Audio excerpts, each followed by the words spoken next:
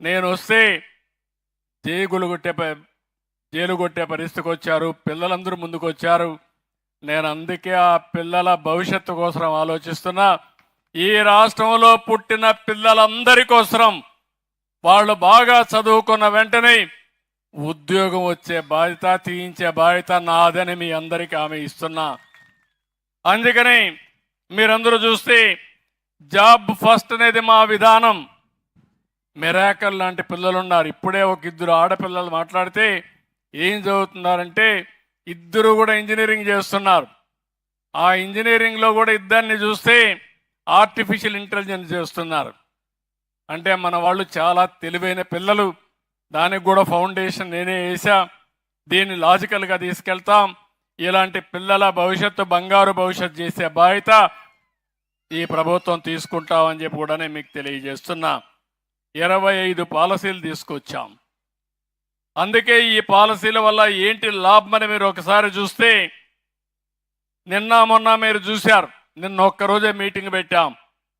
దగ్గర state investment promotion బోర్డులో 1,82,000 కోట్ల రూపాయలు విలువ చేసే ప్రాజెక్టులకి శాంక్షన్ ఇచ్చాం.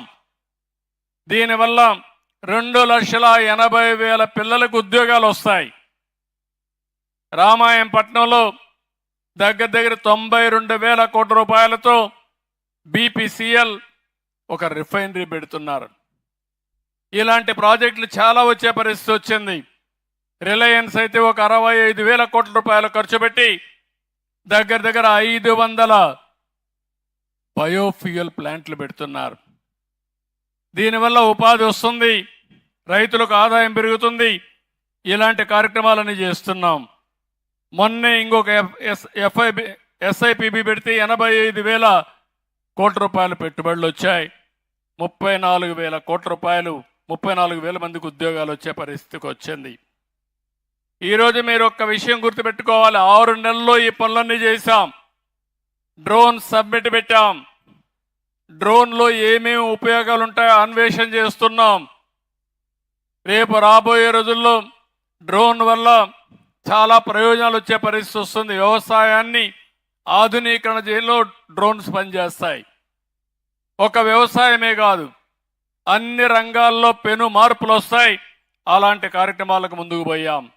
ఎప్పటి నుంచో పెండింగ్ ఉండే విశాఖపట్నం రైల్వే లైన్ కూడా క్లియర్ చేశాం.